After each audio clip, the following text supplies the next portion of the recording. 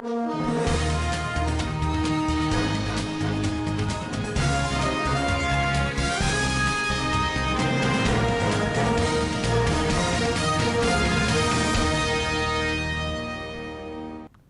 of Representatives urges National Universities Commission to halt fees hike in varsities. The Zambian government says NITDA leads Africa's digital economy drive. INEC engages stakeholders to review 2023 general elections in Zamfara State. On business news, Senate frowns at 9.3 trillion naira spent in 30 months, probes under recovery. On international scene, Madagascar to hold presidential election by the end of 2023. On sports news, Falcons to watch in Australia. Hello and welcome to Standard Voice Television News Channel. I'm Kutha Mohammed. The House of Representatives had urged the National Universities Commission to immediately suspend the implementation of an increase in universities' tuition fees in the country. This followed the adoption of a motion by Rep. Aliyu Madaki at the House plenary. Newsmen in a report recently revealed how parents and students of some universities across the country have cried out over the hike in school fees, saying the development could worsen their economic pains and lead to mass student withdrawals. The report indicated how many federal and state-owned universities have issued releases on upward adjustments of registration fees for courses being offered, with some of the increments spiking as high as 300%. The lawmaker in his motion noted that federal universities across the country had increased their tuition fees up to 200%, while citing poor funding of tertiary education and rising inflation in the country. The House, while adopting the motion, urged the NUC to immediately halt implementation of the increase of fees by federal universities.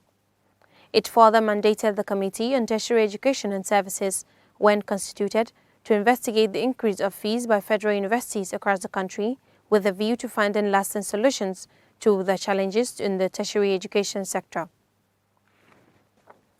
A director in Zambian Information and Communications Technology Authority, Mr. Austin Shichenga, has identified the National Information Technology Development Agency, NITDA, as the only government agency leading Africa's technological growth and digital economy actualization.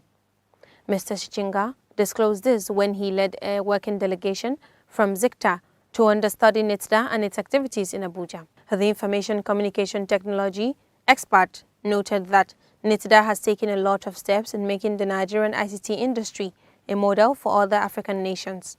According to Mr. Sechenga, the delegation is in Nigeria to learn how their agency will also develop indigenous ICT technology for Zambia's national progress, with the way NITDA has been doing for Nigeria. Responding, Malam Kashifu Inuwa Abdullahi, the Director General of NITDA, underscored the need for African governments to forge a united front in achieving a strong digital economy for the continent. The Chairman, Chief Executive Officer of the National Drug Law Enforcement Agency, Brigadier General Mohammed Buba Marwa, retired, has directed all commands and formations of the agency to begin an immediate clampdown on illegal sale and use of nitrous oxide, otherwise known as laughing gas, following its abuse by people who use it for recreational purposes. Nitrous oxide is a colorless gas that is commonly used for sedation and pain relief, more often used by dentists and medical professionals to sedate patients undergoing minor medical procedures. The NDLEA, in a statement, said the decision to clamp down on those involved in illegal sale and use of nitrous oxide follows analysis of the effect on those who abuse the substance, which includes dizziness, disorientation, headache, lightheadedness, fainting spells, hallucinations, falling unconscious and suffocating from lack of oxygen, and other neurological complications, especially psychiatric symptoms. The agency said pending when other measures are taken, in consultation with other stakeholders, especially the Federal Ministry of Health, to curb the menace, it will not hesitate to wield the big stick against anyone, no matter their social status, involved in illegal sale or use of nitrous oxide in the overall interest of public health. The Independent National Electoral Commission has engaged stakeholders to review its performance in the 2023 general elections in Zamfara State. Briefing newsmen on the review session, which took place at the UBE Teaching Training Center, Gusau, the resident electoral commissioner in Zamfara State, Professor Saidu Babura Ahmed, said that the purpose of the review was to enable INEC to identify its weaknesses, challenges and successes with a view to improving them in the subsequent elections. According to collation and returning officers, supervisors among others from the federal constituencies, senatorial zones and states were involved in the review to give their experiences and testimonies in the 2023 general elections, considering that they were involved directly in the success or otherwise of the election. He noted that the review took place simultaneously in other states of the Federation, including Federal Capital Territory Abuja, saying that the areas for discussion during the review meeting, which includes general state of preparedness for the 2023 general elections, voter access expansion policy, voters registration process, and PVC collections, among others. Kebbi State Government has given reasons why the appointment of Special Advisor on Youth and Sports Development, Babanjira Sarki, was terminated.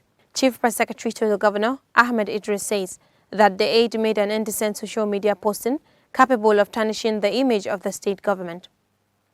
The present administration, under the able leadership of Dr. Nasiru Idris, has made a passionate appeal to the people of Kebbi State that he need their support and cooperation toward achieving the objective, and he promised that he's ready to develop the state and call on the people to pray for him to succeed. And he's also using this medium to call on the people who has an idea, direction in bringing development to the state. And he assured them that inshallah is not going to disappoint. He needs their support and prayer for him to discharge his responsibility. As Nigeria's Senate begins screening of the nation's service chiefs, there is growing security threat and tension in various parts of the country. Reports from various parts of the country indicate heightened insecurity and increasing loss of lives and property. In the northeast, north central, northwest, and the southeastern Nigeria, people are consistently being attacked, maimed, killed, harassed, and intimidated. Ibrahim Dosara takes a look into security situation and challenges facing the regions and the Herculean task before the administration of the President Bola Ahmed Tinubu in tackling the security challenges facing the country, and filed in this report presented by Fawzi Ibrahim. In the northwestern Zamfara state, 4 police officers were brutally murdered in an attack by bandits on Gusau Sokoto Road in Bunguri local government area of the state. The bandits, who were in large numbers, ambushed and shot the police officers who were on duty along the road. The police officers had mounted a roadblock on the road very close to Bungudu town when the bandits opened fire, killing 4 of them. The bandits later moved to a nearby village and rustled several animals and stole foodstuffs. Similarly, no fewer than 24 persons were reportedly killed in Akunna village in Ukum local government area of Plateau State. Also, at least 15 people were killed in an attack in Mangu local government area of Plateau State. Miyetti Allah Kato Breeders Association of Nigeria alleged that a militia group invaded their community, killing and maiming people while destroying over 70 houses, which the Nigerian President Bola Tinubu condemned, expressing sadness and grief over the round of violence and killings in the state. The president, while reaffirming his government's strong determination to stamp out violent crimes and all forms of criminalities everywhere in Nigeria, directed security agencies to fish out the masterminds of the dastardly act to face the full wrath of law. President Tinubu, however, charged the government of both Plateau and Benue State, as well as emergency response agencies, to provide support and immediate relief to victims who have been displaced as a result of the conflict. In Kaduna State, where dozens of people were being killed almost on a daily basis, the state governor Obasani sought for more military intervention, especially in southern Kaduna axis of the state. Reports said the Nigerian army had deployed Operation Safe Haven to curb the menace of bandit activities and other criminal elements in the area. Fawzia Ibrahim reporting for SVTV News. Thank you, Fawzia Ibrahim. Borno State Governor Babagana Umar Zulum has hosted United Nations Deputy Secretary General Amina Mohammed alongside Malala Yusuf, a girl child education activist and UN Peace Ambassador in Maiduguri. During the visit, Zulum said his administration has enrolled thousands of out-of-school girls in an ongoing target, admitting 500,000 girls to public primary schools across the state. Malala Yusuf came to Nigeria to commemorate 10 years of her first speech at the UN General Assembly and to celebrate Malala Day. Joining to honor Malala, Governor Zulum cited that girl-child education is key to addressing social and economic problems in the long run, saying out-of-school girls are significantly more than the number of boys not yet in school across Borno State, which is why the state government is strongly keen on enrolling girls into schools. As tensions festers in Kogi State in the countdown to the November 11th governorship election, the Kogi East Elders Council has called for the removal of the State Commissioner of Police, Director of Department of State Services, and the Resident Electoral Commissioner in the state. In a press statement read on behalf of the group by Ambassador Ali Ocheni in Abuja, the Kogi East Elders Council explained that, in view of the recent events in the state, the neutrality of these men could not be guaranteed. They averred that thugs sponsored by the governor Alhaji Yahya Bello has unleashed mayhem on innocent citizens, calling on relevant authorities to intervene to avoid further killings and wanton destruction of lives and properties. It therefore called for the immediate replacement of Kogi State INEC Commissioner and his representative and his administrative secretary, Engineer Tanko, who were considered no longer unbiased and as such unqualified to remain in these important positions. They also demand the removal of the current Commissioner of Police, who supervised the extrajudicial killings in Kogi East Senatorial District, adding that the Director, State Security Service Kogi State, should also be replaced because his ineffectiveness has led to the escalation of violence in the state. Now on business news.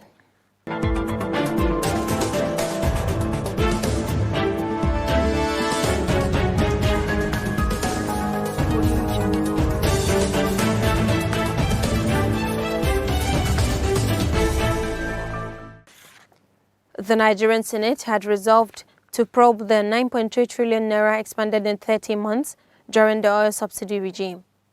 The lawmakers also called for living wage for workers to cushion the effects of subsidy removal in the country. Our economic analyst Ibrahim Dosara examined the economic wastage and the possibility of President Bola Ahmed Tinubu to reverse the current trends in economic wastage and challenges before the present administration to tackle economic wastage. The Senate also sought the establishment of 3 functional refineries for local production and distribution of refined oil with a view to bringing down the pump price from 540 per litre to between 300 to 350 per litre. Many of the senators who contributed to the debate on the motion frowned at the bogus expenses made on the subsidy regime by NNPCL and supported all the prayers sought for in the motion. The Senate accordingly resolved that its standing committees on petroleum downstream, petroleum upstream and finance should, when constituted, carry out holistic investigation on all controversies surrounding subsidy and under-recovery regime. It also urged the NNPCL in conjunction with some major international oil companies in Nigeria to form 3 different consortiums and build 3 refineries for stabilization of oil market and the nation's economy generally. Also, Nigeria's equities market witnessed one of the highest one-day gains in 2023 as investors consolidated on the recent market. Nigeria, as giant of Africa, is one of the economically viable nations, if not for the sabotage and the economic wastage the nation faces. The country is endowed with both human and material resources that can turn the nation's economy a gloomy one. Nigerians are among the most talented people wherever they go across the world. In science and technology, medicine and engineering fields, Nigerians take the lead, especially in Europe, America, Middle East, and other Arab nations. The country is also blessed with abundant natural resources ranging from petroleum resources, gold, uranium, coal, and other vital natural resources that can be sources of the nation's economic growth and development. The nation's landmass and water resources other components of development Nigeria is blessed with. According to experts, analysts on economic development, if these resources are explored, harnessed, and developed, Nigeria would have no reasons whatsoever to go on borrowing money from other nations, no matter how economically developed. However, the inability of the nation's leadership to explore and harness these resources, as well as the endemic corruption and economic wastage which the country's leaderships failed to address, has continued to put the nation into the huge debts it is owing other countries. It is due to this endemic corruption and the economic sabotage and wastage that are holding Nigeria's growth and development. For President Bola Ahmed Tinubu to deal with these vices, he needs strategic planning and has Herculean tasks before him. Ibrahim Dosara, Standard Voice News, reporting. And that's the report by Ibrahim Dosara. Now on international scene.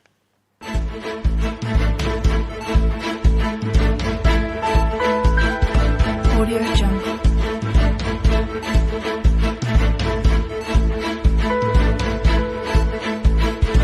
Audio Jungle.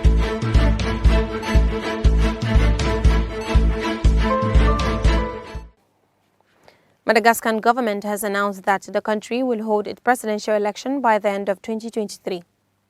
The government has called on voters to go to the polls in November and December to re-elect current President Andry Rajoelina or choose a successor. The announcement merely endorses the proposed date put forward by the Independent National Electoral Commission. The situation on the Indian Ocean island state is tense, not least because of the controversy surrounding President Andry Rajoelina's dual French Malagasy nationality. Having been naturalized as a French citizen on the sly in 2014, Andry Rajoelina would lose his Malagasy nationality in accordance with the Malagasy Nationality Code. Without his Malagasy nationality, he will be unable to run the country or stand for election, but the version of events is vigorously contested by the TGV presidential party. In the opposition, only former head of state Marc Ravalomanana, overthrown in a coup d'etat in 2008 by Andry Rajoelina, has officially announced his candidacy for the country's presidency. Now on sports update.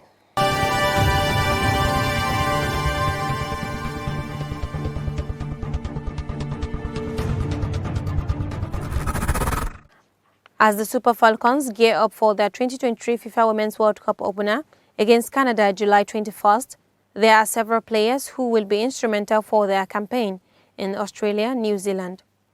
Undoubtedly, the player to watch in the Nigerian side is Oshoala, currently one of the best forwards in women's football. Oshoala has been shortlisted for the 2023 FIFA Ballon d'Or. Her incredible record of 83 goals in 89 games at club side Barcelona speaks volumes about her talent. In the 2022-2023 season, she outperformed many top players in Europe, scoring 21 non-penalty goals and found the net in half of her league appearances for Barca. Oshoala aims to become the first African player to score in 3 different Women's World Cup tournaments, having already scored in the 2015 and 2019 editions. With her strength, skill and leadership qualities, Oshoala is considered one of Africa's greatest female footballers of all time. And that's all we have on news update for today, but before we go, a recap of the major headlines. House of Representatives urges National Universities Commission to halt fees hike in varsities. Zambian government says NITDA leads Africa's digital economy drive. INEC engages stakeholders to review 2023 general elections in Zamfara State. On business news, Senate frowns at 9.3 trillion naira spent in 30 months, probes under recovery. On international scene, Madagascar to hold presidential election by the end of 2023. On sports news, Falcons to watch in Australia. Thanks for watching. That's all on the news. I'm Mukutha Muhammad, saying bye for now.